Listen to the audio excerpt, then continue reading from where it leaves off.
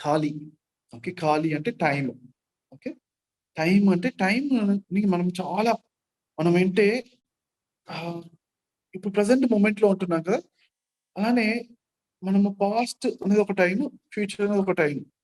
త్రికాల జ్ఞానులు అంటారు. వాళ్ళ ఏంటి వాళ్ళ శక్తియుక్తులు ఎంత యాక్టివేట్ అయ్యాయంటే మొత్తం గతము తెలుస్తుంది, భవిష్యత్తు తెలుస్తుంది. ఓకే, మనము ఆ కనెక్ట్ అయి ఉన్నాము అంతే.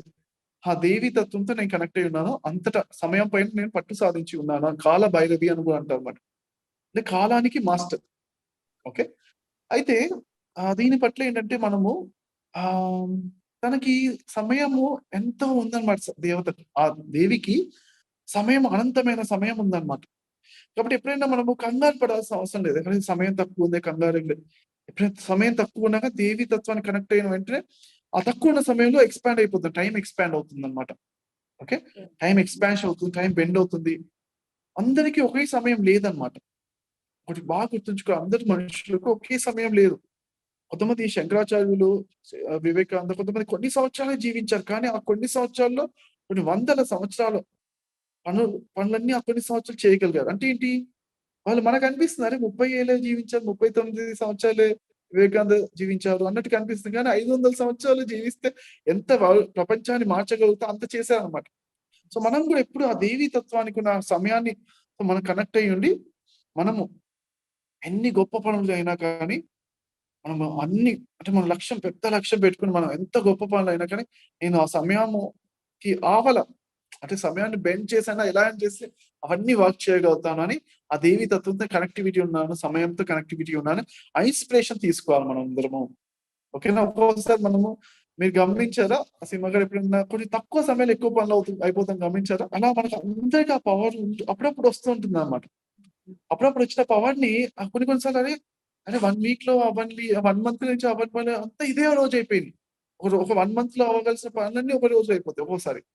అలా అంటే మనం ఏంటి ఆ ధ్యాన శక్తితో, దేవీ శక్తితో కనెక్ట్ అయ్యి ఉన్నప్పుడు మనం ఆ విశ్వశక్తితో, ఎంతమంది చెప్పాను కదా, చేతులతో ఇలా అనుకుంటాం, విశ్వశక్తితో ధ్యానం చేస్తూ ఉన్నప్పుడు ఆటోమేటిక్ గా ఆ సమయం కూడా మారిపోతుంది.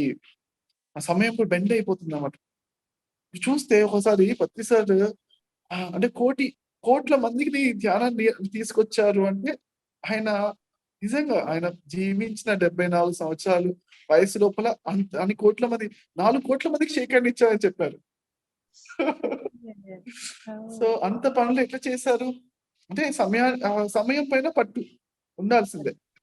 అందరూ ఇప్పటి నుంచి దేవీ తత్వంతో 1 మినిట్ కళ్ళు మూసుకుని సమయంతో కనెక్ట్ అయిపోదాం. ఖాళీ తత్వంతో కనెక్ట్ అయ్యి కళ్ళు మూసుకుందాం చిరునవ్వుతో. ఈ ఒక్క నిమిషంలో నేను ఒక్క నిమిషం అలారం పెడుతున్నాను. ఇక్కడ భూమి మీద 1 నిమిషము, కానీ 1 నిమిషంలో మనం కావాలంటే 1 గంట సేపు ధ్యానం, కావాలంటే గంట సేపు ధ్యానం యొక్క శక్తి స్థితి అలానే ఇంకా మనకు కావాల్సిన ఏదైనా కానీ ఈ సమయం లోపల కాళీ మాత అంటే అదనమాట.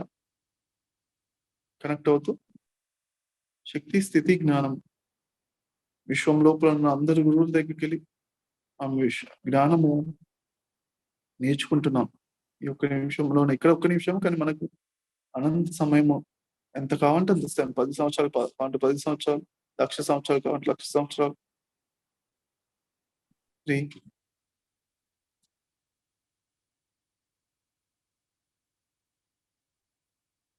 2